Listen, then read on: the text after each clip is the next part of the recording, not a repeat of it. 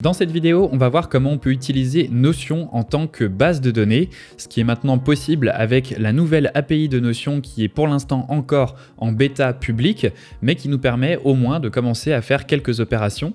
Donc on va voir comment on peut utiliser une page de Notion et ajouter des éléments dans cette base de données Notion pour mettre en place un site web avec Django. Donc bien sûr, c'est vraiment pour l'exemple. Si vous avez besoin de faire un site web avec une base de données, je ne vous recommande pas d'utiliser Notion comme base de données. C'est vraiment juste pour vous montrer comment on peut utiliser cette API qui promet de pouvoir faire plein de choses par la suite. Notamment dans mon cas, je prévois l'utiliser pour par exemple synchroniser certaines choses. Par exemple entre mes vidéos sur YouTube et mes articles sur Docstring et mes bases de données Notion qui me permettent d'organiser tous ces éléments, de savoir en fait quand est-ce que je les ai postés, quand est-ce qu'ils ont été publiés, etc. Donc il y a vraiment plein de choses qu'on peut faire avec cette API. J'ai vraiment hâte de voir tout ce qu'ils vont rajouter. Pour l'instant, c'est assez limité. On peut aller chercher des informations, supprimer certaines choses, mais il n'y a pas énormément de choses encore qu'on peut faire. Mais je vais vous montrer dans cette vidéo quand même tout ce qu'on peut faire pour l'instant avec cette API et comment l'utiliser avec Python. Donc sur mon espace Notion, j'ai fait une page dans Notion API ici, donc ça c'est vraiment juste une page Notion.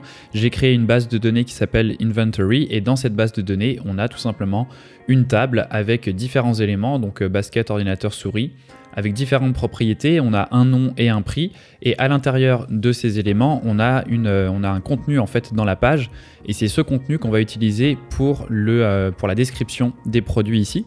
Donc sur mon site là qui pour l'instant est en local, sur le site si j'actualise, vous voyez que j'ai bien en fait tout ce que j'ai dans ma base de données, donc la souris, l'ordinateur, les baskets avec le prix qui est récupéré et la description. Et donc si je mets à jour, si par exemple ici je mets Nike à la place de basket par exemple, donc je mets à jour ma base de données sur Notion, je rafraîchis mon site et là on va voir que sur les baskets en fait le titre va changer, voilà.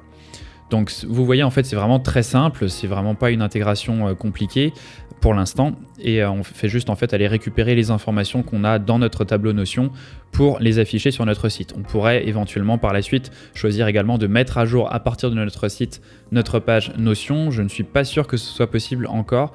Il me semble que j'avais vu que les options en fait de mise à jour n'étaient pas encore supportées.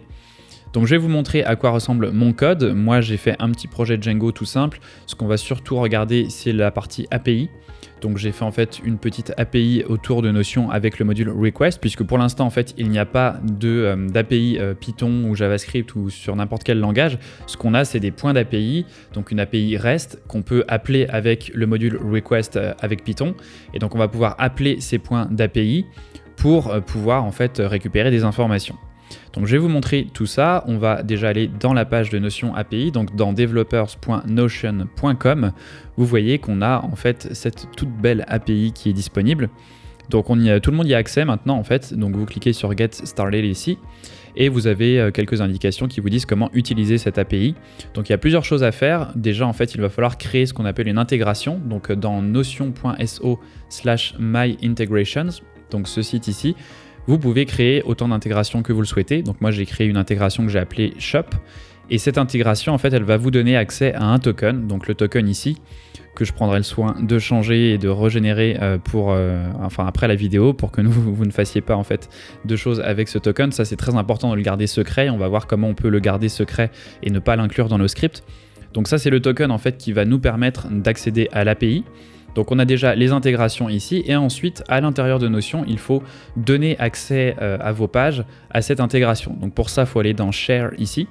Et en fait, vous voyez, moi je l'ai déjà fait, donc on la voit ici. En fait, il faut cliquer sur Invite et vous allez inviter votre intégration. Donc en cliquant par exemple sur l'intégration que vous avez, moi j'en ai qu'une ici Shop. Donc vous pouvez en fait l'inviter pour qu'elle ait accès à ces pages. Donc à chaque fois que vous allez vouloir en fait accéder à une page, il va falloir l'inviter sur les pages auxquelles vous voulez avoir accès. Par défaut, votre intégration, elle n'a pas accès à tout votre Notion. Et heureusement, parce que en fait, il y a des choses qu'on pourrait ne pas vouloir rendre accessibles. Donc à chaque fois que vous voulez avoir une page ou une base de données qui est accessible, il va falloir l'inviter, donc inviter votre application, votre intégration, pour qu'elle puisse avoir accès à votre base de données. Donc là en fait on a notre intégration qui est invitée, donc c'est bon, on l'a ici et on a juste besoin en fait de copier le token et je vais vous montrer tout de suite dans le code ce que ça donne. Et donc nous ce qui va nous intéresser c'est de récupérer les informations ici. Alors pour ça vous pouvez aller voir la documentation. Alors il y a quelques informations ici notamment sur l'autorisation, donc en fait on a ce qu'on appelle un bearer token. Donc il va falloir rajouter en fait ce token dans l'entête de la requête que l'on va faire vers l'API pour autoriser nos requêtes. Donc ça, on le verra tout de suite dans le code. Et le plus important, c'est la référence de l'API. Donc vous voyez que pour l'instant, il n'y a pas grand-chose. On a quelques endpoints en fait pour récupérer des informations sur les bases de données, sur les pages, sur les blocs et sur les user objects, donc sur les utilisateurs. Et c'est tout ce qu'on peut faire. Et vous voyez, en fait, on peut mettre à jour les propriétés. Donc on peut mettre à jour les propriétés, c'est les blocs en fait, c'est ça qu'on peut pas mettre à jour. Donc les blocs en fait, c'est tout ce qu'il y a à l'intérieur d'une page. Donc si je fais un bloc ici, ça en fait c'est un bloc. Juste cette ligne ici c'est un bloc, ça c'est un autre bloc, vous pouvez mettre des images, plein de trucs comme ça. Et ça c'est les propriétés. Donc là on a la propriété price. Donc on peut la récupérer et on peut aussi la mettre à jour. Par contre on ne peut pas mettre à jour un bloc individuel pour l'instant et on ne peut pas non plus récupérer tous les types de propriétés et les types de blocs. J'ai essayé en fait d'ajouter des images et on ne peut pas récupérer les images. Donc il y a plein de trucs encore comme ça qui ne sont pas supportés. C'est pour ça que sur mon site actuellement c'est un peu pas très coloré quoi. Il y a juste vraiment le nom des éléments, le prix, la description et il n'y a pas d'image, puisqu'on ne peut pas les récupérer. Que ce soit en fait en propriété, j'ai essayé les deux en propriété ou à l'intérieur de la page, on ne peut pas récupérer l'URL de l'image, donc pour l'instant on est un peu bloqué. Donc vous avez en fait tout ce que vous pouvez faire ici dans l'API Reference, et donc il y a une partie sur l'authentification, à chaque fois c'est quand même bien expliqué tout ça, qu'est-ce qu'il faut faire.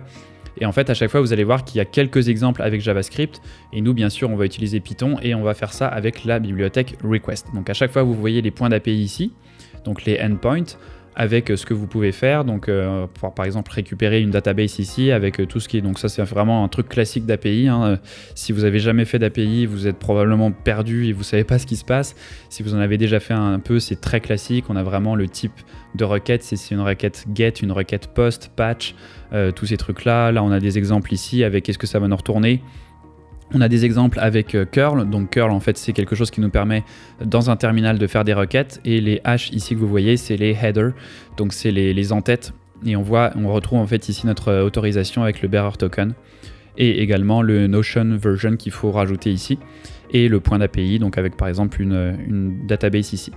Donc la database, on a en fait ce truc ici, ce long identifiant, c'est ce qui se situe tout de suite après votre nom d'utilisateur et avant le point d'interrogation. Donc vous avez tout ce truc là, en fait ça c'est l'identifiant de votre base de données, c'est ce que vous allez donner à Database ID ici pour récupérer les informations de la base de données.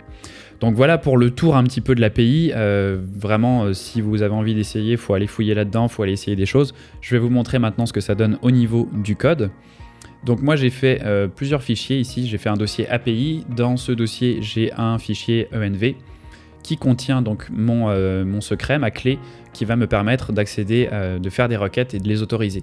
Donc vous voyez, j'ai mis ça dans un fichier séparé que j'ai appelé env, donc ça c'est le genre de fichier que vous ne mettez pas généralement sur votre dépôt Git ou n'importe où en fait en ligne. Vous le gardez de votre côté sur votre ordinateur, et si vous mettez votre script en ligne, vous faites une variable d'environnement ou un fichier comme ça sur votre serveur, mais vous ne mettez pas ça sur Git pour ne pas que les gens voient en fait le token. Donc on le met dans un fichier séparé, et ensuite à l'intérieur de mon API, donc là j'ai fait un fichier que j'ai appelé Notion tout simplement, on va récupérer le contenu de ce fichier avec une bibliothèque qui s'appelle .env, donc D-O-T-E-N-V comme ceci, et je crois que le nom complet, si je vais voir dans project, c'est python.env, voilà, python-env. Donc ça, ce que ça nous permet de faire en fait, c'est de loader tout ce qui est ici en tant que clé comme des variables d'environnement. Donc en fait on pourrait faire également, on pourrait setter ces variables ici quand on lance notre script ou sur notre serveur, ou on peut les mettre dans un fichier comme ça et les loader automatiquement, donc avec load.env. Donc là en fait je lui donne le chemin du dossier, donc basedir, que j'ai récupéré à partir de pathlib. Donc pathlib qui me permet de récupérer le chemin du fichier et le dossier parent, et ensuite je concatène ça avec le nom du fichier, donc le fichier env. Et après ce que ça me permet de faire, c'est d'utiliser tout ce qui est ici en fait dans ce fichier en tant que variable d'environnement. Donc ça je le fais avec le module OS. On a la fonction getEnd qui nous permet avec le module OS de récupérer la valeur associée à une variable d'environnement. Donc là je récupère en fait ici dans un attribut de classe que j'ai appelé headers, j'ai déjà le Notion version qu'il faut mettre et le authorization qui est donc un bearer token avec le token que j'insère ici avec un f-string. Donc c'est assez classique. Là j'ai fait une classe, vous voyez en fait une classe qui va me permettre d'utiliser par la suite des méthodes statiques. Donc j'aurais très bien pu faire tout ça avec des fonctions. Là vous allez voir qu'en fait les 3 méthodes que j'ai ici c'est des méthodes statiques, donc qui me permettent en fait d'utiliser cette classe et ces méthodes sans avoir besoin de créer d'instance. C'est pour ça que vous n'avez pas le self ici. Donc pourquoi j'ai fait une classe comme ça et pas uniquement des fonctions, c'est vraiment une question d'organisation. Je trouve ça plus clair d'avoir une classe avec les attributs ici pour le endpoint, l'entête et ensuite des méthodes. Ça me permet en fait, si vous voulez, de faire quelque chose du genre, donc par exemple d'appeler les pages comme ceci, donc directement à partir de la classe. Donc comme ça, j'ai pas besoin en fait de faire d'instance de cette classe et ça me permet d'organiser les choses un peu mieux. Et pour faire une méthode statique, donc il suffit de mettre ici le static method, donc le décorateur, et ensuite on n'a pas besoin de mettre le self, donc puisque on travaille pas avec des instances. Donc qu'est-ce que je fais ici? En fait j'ai 3 méthodes. J'ai une méthode que j'appelle getPages qui me permet de récupérer à partir d'une page, donc d'une base de données ici, donc cette base de données avec cet identifiant ici, qui me permet de récupérer toutes les pages dans la base de données. Donc ça va me permettre de récupérer tous ces éléments, donc les 3 éléments que j'ai ici. Ensuite j'ai getPageContent. Donc il faut savoir en fait que les pages en fait c'est des blocs, les pages elles-mêmes sont des blocs et à l'intérieur de ces pages vous pouvez avoir plusieurs blocs. Et à l'intérieur d'un bloc vous pouvez avoir des blocs, donc en fait si vous voulez récupérer tous les éléments d'une page il faut faire des trucs récursifs pour aller récupérer les blocs à l'intérieur des blocs.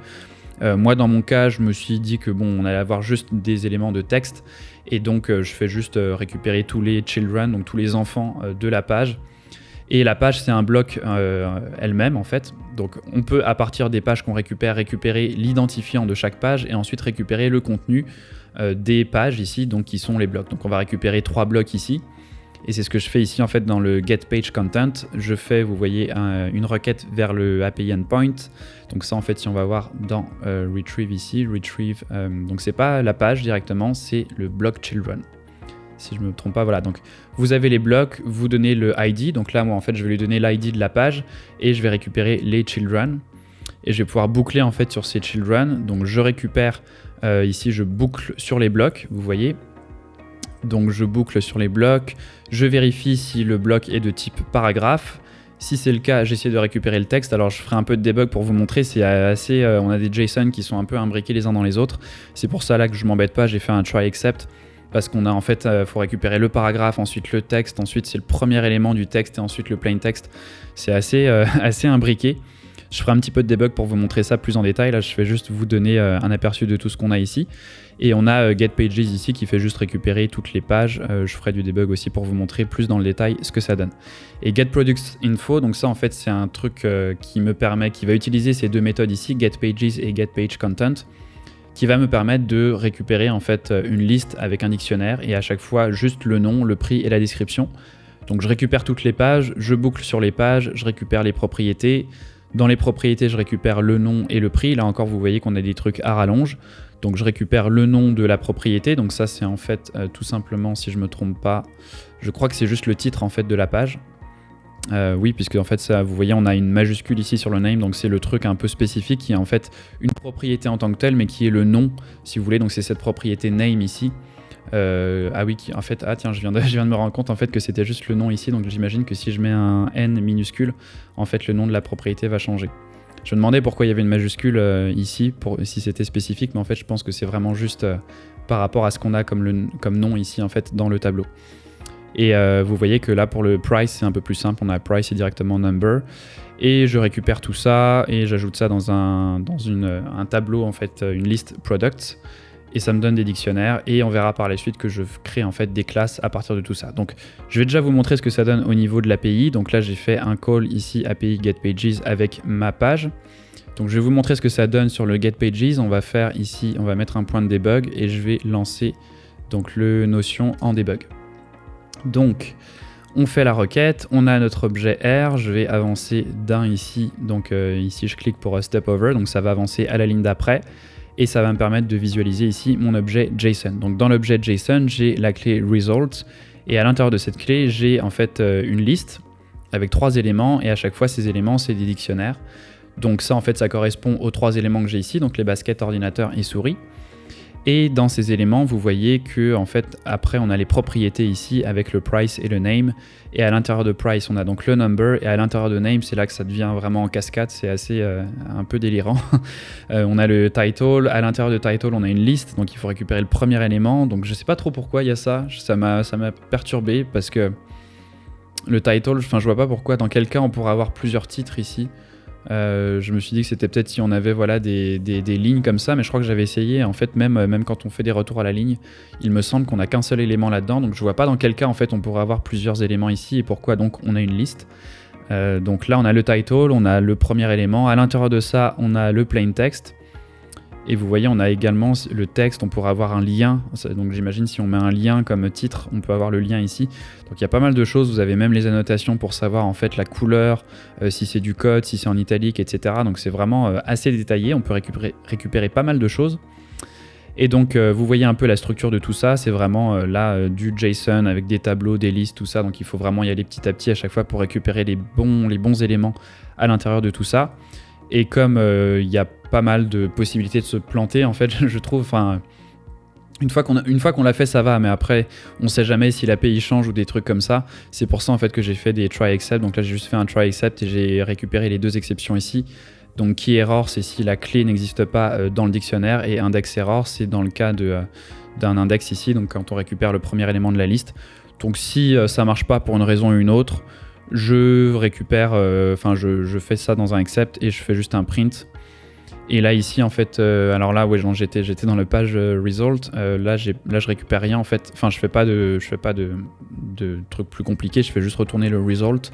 Et si on n'a pas la clé result, je retourne une liste vide. Donc voilà, ça c'est vraiment juste ce que je fais. C'est après dans le get page content que je vais chercher les éléments un par un. Donc là encore, je récupère le result.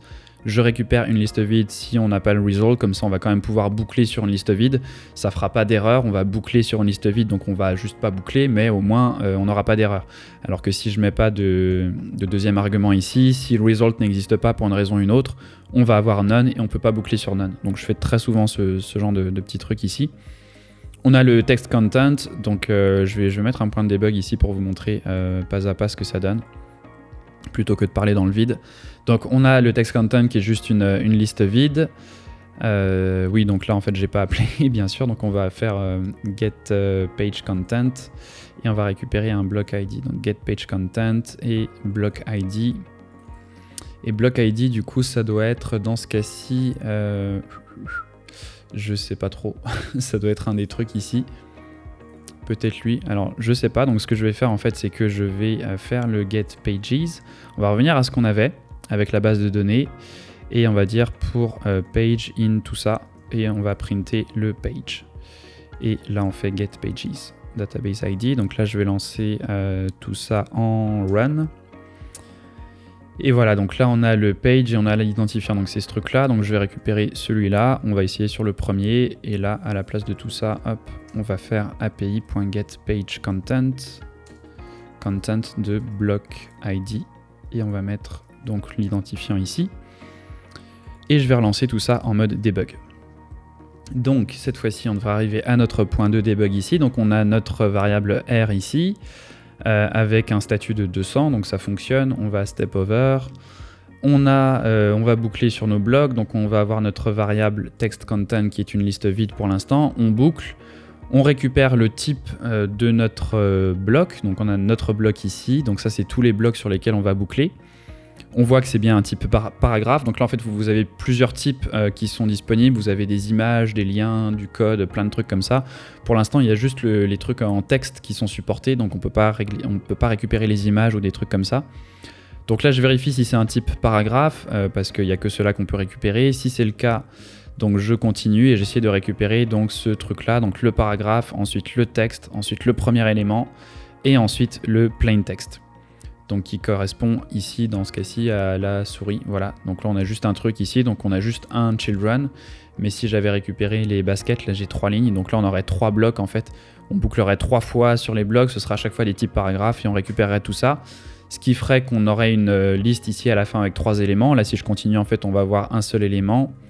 Là je continue, vous voyez on arrive à text content et dans text content j'ai donc un seul élément qui est une chaîne de caractères et en fait je joins ces éléments avec le caractère /n qui me permet d'avoir en fait chaque ligne les unes à la suite des autres.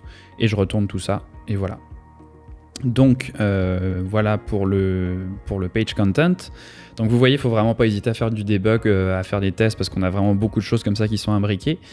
Et le product info, comme je vous disais, c'est vraiment un mix de tous ces trucs-là. Donc ça me permet en fait de récupérer les propriétés, donc ce que je récupère ici de la même façon avec les dictionnaires, les clés, tout ça, et le page content que je récupère à partir donc, de cette méthode, à partir du page ID, donc c'est ce que j'avais récupéré ici, et à la fin j'ajoute tout ça dans une liste, enfin dans un dictionnaire que je remets dans une liste et ensuite je retourne la liste. Donc si on fait get product info, je vais vous montrer ce que ça donne. Donc ça c'est sur la base de données. Hop.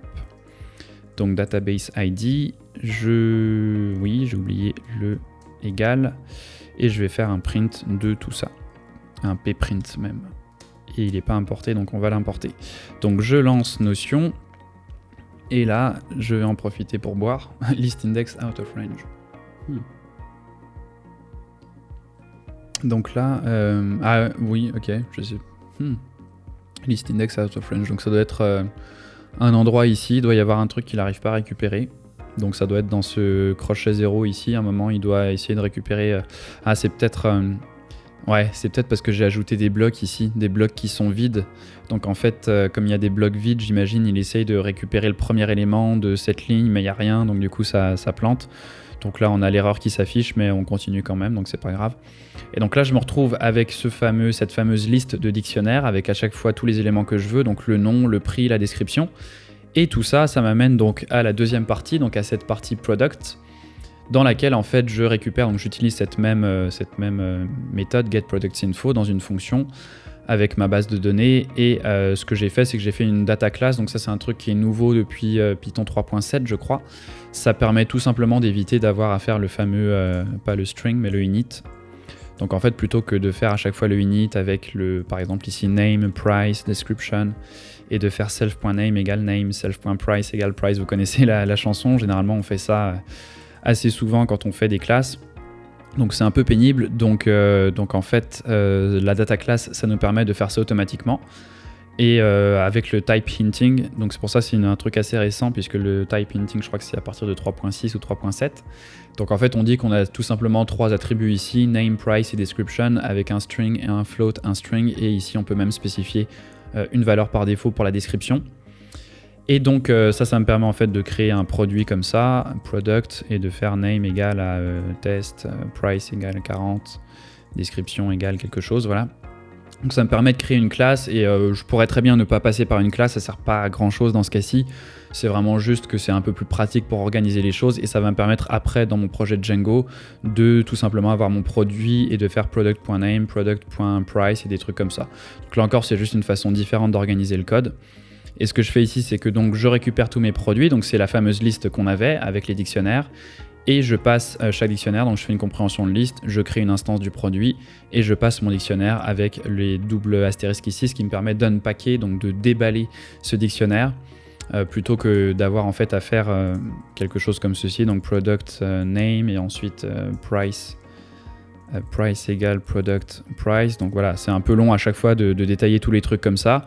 Donc comme en fait ce que j'ai fait, c'est que dans mon dictionnaire, si je retourne dans Notion, dans mon dictionnaire, je me suis assuré d'avoir les clés ici qui correspondent au nom des attributs dans ma data class.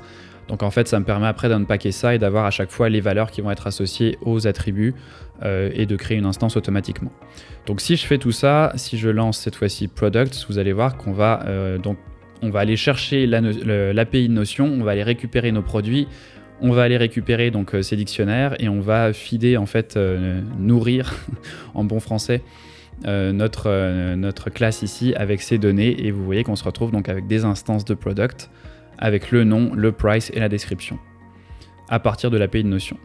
Donc ça fait un peu le tour de tout ce truc là, vous voyez il y a beaucoup de choses, j'aurais pu faire des trucs beaucoup plus simples, pas passer par des classes, tout faire avec quelques fonctions, pas faire de méthodes statiques ou de trucs du genre, ça aurait pu être beaucoup plus simple, mettre le Notion key ici, donc le secret directement dans le script.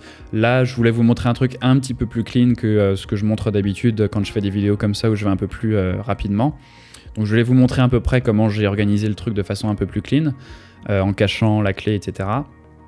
Et tout ça après, donc là on en arrive presque à la fin de tout le système, puisqu'on a récupéré donc tout ce qu'on avait dans notre base de données, on récupère des objets Python, donc des instances de produits, et ensuite on n'a plus qu'à afficher tout ça. Donc là c'est du Django très basique, j'ai fait un truc très simple, j'ai même pas fait d'application ou quoi que ce soit, j'ai tout foutu directement dans le projet de Django. Donc dans l'URL ici, j'ai une vue index qui va utiliser donc mon API. Donc j'importe depuis api.products ma fonction getProducts, donc c'est cette fonction ici, qui me permet de récupérer les products, et je la passe, et là, tiens je la passe, tiens c'est marrant, je l'ai pas, bon j'avais peut-être enlevé, je sais pas, j'avais pas mis les parenthèses, donc là je pourrais même carrément la mettre ici comme ça, pas besoin de faire une variable. Donc j'ai un fichier index.html, je lui passe en contexte les products, donc mes instances que j'ai récupérées à partir de l'API Notion. Et dans mon template index, je fais tout simplement une boucle là-dessus et j'affiche donc le product.name, product.price, product.description, et je fais un line break. Donc ça va me permettre de convertir les /n que j'avais dans la description, qui étaient dans Notion ici. Donc ces /n ici, ça va les convertir en BR, donc en breaks HTML, pour afficher les trucs, les lignes les unes à la suite des autres. Et donc là vous voyez qu'avec ma classe et mon instance, ça me permet d'utiliser donc les attributs comme ça. Donc comme ça on a un code assez clean, et en plus avec les data classes, moi je trouve ça super clean, c'est vraiment très pratique pour rapidement bien organiser son code d'une façon élégante. Et c'est pas mal tout ce qu'on a. Après bon, j'ai fait des trucs en plus dans le style ici, j'ai rajouté 2-3 trucs de CSS pour faire une petite grille comme ça. Donc il y a vraiment 3 fois rien. Bien sûr on pourrait faire un truc plus compliqué, c'est vraiment pour l'exemple. Et ça me permet donc de vous montrer, là, en fait, voilà, on a tout notre système qui est fait à partir de notre API, à partir de tout ça. Et donc si je rajoute, là je sais plus si j'ai lancé, si mon truc il tourne toujours. Donc je vais vous montrer, on va rajouter un produit, on va l'appeler formation Python. Tiens, on va dire que ça coûte 15 €, parce que c'est pas cher les formations Python de Docstring. Et on va mettre une description, on va dire une super formation incroyable, vraiment géniale, comme ceci. On va mettre un autre truc, elle est vraiment géniale. Donc on va mettre un autre bloc et on va afficher, donc on va actualiser tout simplement. Là j'ai rien besoin de faire, normalement mon serveur il tourne, donc il va aller récupérer voilà, les éléments, et on a notre formation qui s'affiche ici. Donc comme je vous dis, pour l'instant c'est vraiment juste d'un côté, on va récupérer les informations de la base de données et on les affiche. On n'a aucun système de caching, rien. Vous voyez quand j'actualise c'est un petit peu long. Bon là je suis en local aussi, enfin oui, non justement je suis en local, mais ouais c'est un peu long, donc c'est vraiment pas optimal. Ça peut être pratique quand même si vous voulez faire des articles de blog ou des choses du genre. Et après, donc comme je vous disais, en fait on peut mettre à jour les propriétés, effectivement comme je vous avais dit, j'étais plus sûr. Mais on peut mettre à jour les propriétés des pages, donc ça je pense que je vais très rapidement me faire des scripts pour ça. Pour par exemple quand je mets, vu que j'ai déjà plein de choses en fait qui fonctionnent avec des scripts sur Docstring, sur YouTube, quand je mets une vidéo en ligne sur YouTube, c'est un script qui le fait. Donc je pourrais rajouter dans mon script un truc qui va mettre à jour la propriété dans Notion en allant chercher la vidéo correspondante et en cochant la propriété. Donc je sais pas à quel point on peut, je sais pas tout ce qu'on peut mettre à jour. Je sais pas si c'est marqué. Properties. Je sais pas si on peut mettre tout à jour. J'ai l'impression que pour l'instant c'est encore pas mal sur le texte. Donc si par exemple ici je faisais une propriété checkbox, je suis pas sûr si je pourrais mettre à jour comme ça les propriétés de type checkbox, ou si c'est vraiment juste le texte. Donc il faut vraiment regarder. Heureusement, bon ça fait là c'est encore en bêta public, donc j'imagine que ça va évoluer assez rapidement et que bientôt on pourra faire vraiment tout ce qu'on veut et que ça sera beaucoup plus versatile, qu'on pourra faire plein de choses avec tout ça. Mais voilà, donc j'espère que ça vous permet de voir à peu près comment on peut connecter plein de trucs ensemble avec une API. C'est vraiment la beauté des API, c'est qu'en fait les développeurs nous permettent d'utiliser ce que eux ont codé avec une API qui, vous voyez, est assez claire, assez... Enfin, tout est détaillé ici, même s'il y a des fois des trucs assez imbriqués à aller chercher, comme vous l'avez vu. Tout est indiqué ici, à chaque fois c'est du JSON, c'est une API REST, donc on récupère avec request ce dont on a besoin. Et pour l'instant, comme je vous disais, on n'a pas d'API Python, JavaScript ou quoi que ce soit, mais à terme, en fait, ce serait à peu près la même chose que de faire ça. Quand on a par exemple l'API de Discord qui nous permet d'utiliser, on a l'API en fait REST, donc on pourrait l'utiliser directement avec le module request en allant pinguer les endpoints nous-mêmes. Et il y a des gens qui ont fait une API Python qui est juste un wrapper, en fait, comme on vient de faire ici, avec des méthodes un peu plus faciles d'accès, parce que là en fait quand on accède aux endpoints de l'API, il faut entrer une adresse, une URL en fait, donc c'est pas forcément très facile. Vous voyez d'ailleurs que là je répète pas mal de code. À chaque fois je vérifie si le statut il est bon, s'il est pas bon je raise une erreur, etc. Après je récupère le result. Donc toutes ces 4 lignes là on pourrait les mettre dans une autre méthode et l'appeler à chaque fois.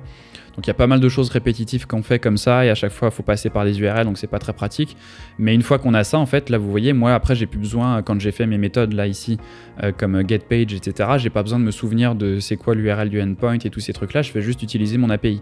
Et donc à terme on peut espérer que quelqu'un, peut-être vous, on pourrait faire un projet comme ça avec la chaîne YouTube si ça vous tente, de partir ce projet, de créer une API officielle ou non officielle plutôt, mais bon j'imagine qu'ils vont finir par le faire eux-mêmes. Donc une API Python qui ferait en fait juste un wrapper par-dessus tous ces endpoints et qui nous permet de l'utiliser directement en Python. Donc voilà pour cet aperçu, ce survol de l'API Notion qui est toute nouvelle. C'est sorti il y a 2-3 jours au moment où j'enregistre la vidéo, donc j'aurai l'occasion, si ça vous intéresse, de refaire des vidéos à ce sujet, de peut-être même vous montrer donc les autres intégrations que je souhaite faire avec, comme je vous disais, mes vidéos YouTube ou des trucs du genre. Et n'hésitez pas également à poster, que ce soit sur le Discord, sur YouTube, sur Twitter, n'importe où, à poster également ce que vous faites, à me mentionner, à me taguer là-dessus pour que je vois à peu près ce que vous faites pour avoir une idée des intégrations possibles. C'est toujours intéressant de voir ce que les gens font et comment ils utilisent des API. Et si vous avez des suggestions, des idées de choses qu'on pourrait faire et que vous avez envie que je fasse et que je vous montre, n'hésitez pas à me le dire et je pourrais faire ça sous forme de vidéo YouTube ou en forme de live sur Discord ou autre. Donc voilà pour cet aperçu de la vidéo. N'hésitez pas à mettre un pouce bleu, ça fait toujours plaisir. Je crois que vous aimez bien ce genre de vidéo. Donc mettez des pouces bleus, abonnez-vous et on se retrouve sur Discord, sur Twitter ou sur Docstring si vous souhaitez apprendre Python.